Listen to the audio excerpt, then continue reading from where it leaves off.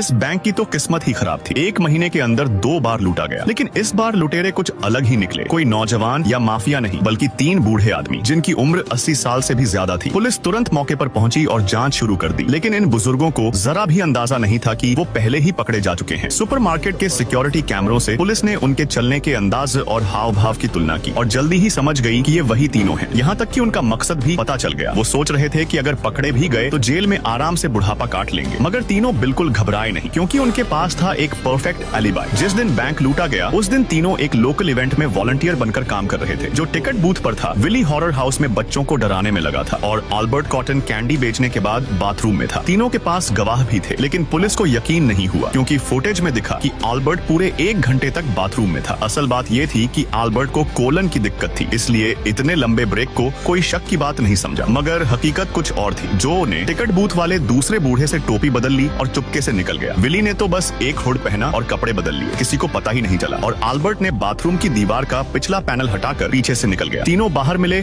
और बैंक डकैती को अंजाम दे दिया। काम खत्म होते ही अल्बर्ट सारे औजार फैक्ट्री में ले गया, सब कुछ पिघलाकर मिटा दिया, कोई सबूत नहीं छोड़ा। सब कुछ एकदम परफेक्ट प्लान की तरह हुआ। लेकिन फिर पुलिस एक छोटी लड़की को लेकर आई और तीनों के चेहरों का रंग उड़ गया। वही लड़की थी जिसने चोरी के वक्त विली का मास्क लगभग उतार ही लिया था। तीनों ने खुद को सामान्य दिखाने की कोशिश की, मगर लड़की उन्हें पहचान गई। वो धीरे धीरे विली के पास आई, उसकी घड़ी को देखा और फिर बोली, वो यहाँ नहीं है। पुलिस हैरान रह गई। असल में लड़की सब जानती थी, लेकिन उसे विली बुरा इंसान नहीं लगा, इसलिए उसने कुछ नहीं कहा। सबूत न मिलने की वजह से तीनों को रिहा कर दिया गया। बाद में जिस आदमी ने उन्हें बैंक लूटने का तरीका सिखाया था, उसने चोरी के सारे पैसे एक क्रेट में छिपाकर जो को दे दिए। तय हुआ था आधे आधे बांटेंगे, लेकिन उस आदमी ने एक पैसा नहीं लिया। वो बोला, बुजुर्गों का ख्याल रखना समाज का फर्ज होता है। जो ने गौर से देखा, ये वही शख्स था जिसने पहली बैंक डकैती की थी, लेकिन उसकी गर्दन का टैटू गायब था। उसने बताया कि वो टैटू असली नहीं था, बस पुलिस को भ्रमित करने का तरीका था। तभी एक पुलिस अफसर अंदर आया, जो का गिरा हुआ सामान लौटाने। वो नीचे झुककर कुत्ते से खेलने लगा, जो पसीने में भीग गया, क्योंकि अगर उस अफसर ने सिर उठाया होता तो उसे डॉग क्रेट में छिपे लाखों डॉलर दिख जाते। शुक्र है कुत्ते ने अफसर को काट लिया और ये बात वहीं खत्म हो गई। आखिर में तीनों दोस्तों ने सारे पैसे बस अपनी पेंशन छोड़कर एक ओल्ड एज होम को दान कर दिया और फिर अपने बाकी के दिन शांति और सुकून से बिताने लगे। दोस्तों, अगर आपको इन बुजुर्गों का काम अच्छा लगा हो ना, तो प्लीज कमेंट में जरूर बताना।